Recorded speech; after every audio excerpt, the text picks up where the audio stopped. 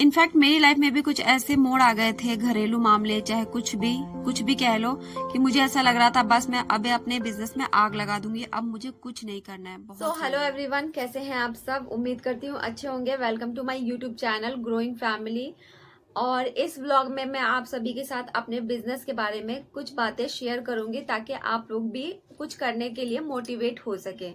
तो मैं इस बिजनेस में 1.5 साल से हूँ और इसमें अपने बहुत सारे एक्सपीरियंस जो है वो कवर करने वाली हूँ। लाइक मैं क्या काम करती हूँ, मैं मटेरियल कहाँ से लाती हूँ, कहाँ कहाँ से लाती हूँ, एंड क्या स्टिच होता है यहाँ पे, सिविल्स के कहाँ कहाँ लेती हूँ।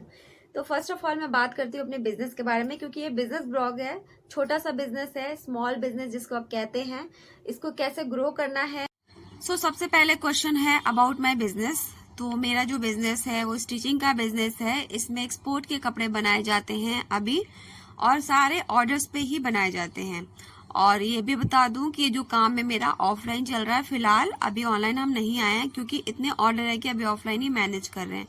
लेकिन होपफुली 2 से 3 महीने के अंदर हम ऑनलाइन आने की पूरी कोशिश कर रहे हैं। उसके बाद जितने भी प्रोसेस होंगे ऑनलाइन के बारे में वो मैं स्टार्टिंग के से आपके साथ शेयर करूंगी। So now the next question is how to find wholesale vendors. अभी हम ऑफलाइन काम कर रहे हैं और दिल्ली एनसीआर में ही रहते हैं। तो यहाँ पे 2 से 3 जगहें ऐसी है जहाँ पे हमें सारे मटेरियल्स एक ही साथ मिल जाते हैं। लाइक फर्स्ट आता है Seelampur, second is Gandhinagar, and third जो कि बहुत ही ज्यादा हमें सस्ता पड़ता है, अच्छा है, वो है संजय कॉलोनी, ओखला फेज 2 में। इसका व्लॉग मैं डाल चुकी हूँ, देख लीजिएगा, उसमें सारी डिटेल्स हैं। तो वहां से हम रॉ मटेरियल्स कलेक्ट करते हैं एंड देन उस पर काम किया जाता है। अब हम बात कर लेते हैं हाउ मच टू इन्वेस्ट। तो हर किसी के मन में बात होती है कि यार हम ये बिजनेस स्टार्ट करेंगे तो कितने पैसे लगेंगे, बहुत सारे पैसे लग जाते हैं।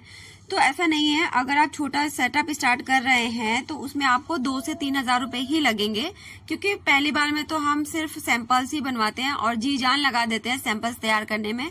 4 से 5 सैंपल बना के फिर हम शॉपकीपर के पास जाके उसको दिखाते हैं, उनको पसंद आते हैं तो हमें ऑर्डर मिलते हैं। तो हमारा काम भी कुछ इस तरीके से है, तो ज्यादा पैसे नहीं लगते हैं। उसके बाद सबसे बड़ा एक क्वेश्चन आता है कि पैकेजिंग कैसे करते हैं आप लोग। तो पैकिंग की बात करें तो हमारा जो है ये ऑफलाइन ही काम है। तो देन हम जो है वो कटिंग से लेके पैकिंग तक का सारा काम यहाँ पे होता है। लेकिन पैकिंग के नाम पे वो लोग अभी पॉली बैग या फिर कुछ ऐसा स्पेशल चीज नहीं कहते हैं कि हमें इस टाइप की पैकिंग करके दीजिए। अगर कोई है शॉपकीपर्स जो ऐसा कहते हैं, उनके लिए जो जैसा कहता है उनका काम किया जाता है। लेकिन फिलहाल हम अभी स्टिच करते हैं और पूरी फिनिशिंग के साथ वहां जाके पहुंचा दिया जाता है। पैकेजिंग का काम वो अपने बॉक्स में डालना, अपने टैग्स लगाना, वो आगे करते हैं। तो ये है हमारा काम। And the biggest and very important question is how to track orders. So track orders हम अभी ऑफलाइन ही काम कर रहे हैं, तो हमें बस शॉपकीपर्स के पास जाना होता है, मार्केट को ऑब्जर्व करना पड़ता है कि क्या ट्रेंड में चल रहा है आजकल, उसके हिसाब से ही हम काम करते हैं और उसी के हिसाब से सैंपल तैयार करके इन सब जगहों पे दिखाते हैं। उसके बाद हमें ऑर्डर्स मिलते हैं। तो इस तरीके से हमारा ऑर्डर्स भी ट्रैक हो जाता है और काम भी बहुत ही फ्लो में चलता है।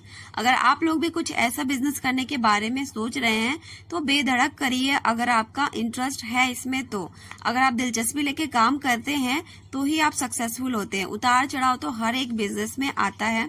हमारे भी लाइफ में कुछ ऐसा फेज आया था कि मेरा मन कर रहा था कि अब मैं बस लॉक कर दूं, ताला बंद कर दूं, मुझे कोई काम नहीं करना है। लेकिन फिर अचानक अंदर से ही मोटिवेशन मिलता है कि नहीं, अभी करना है।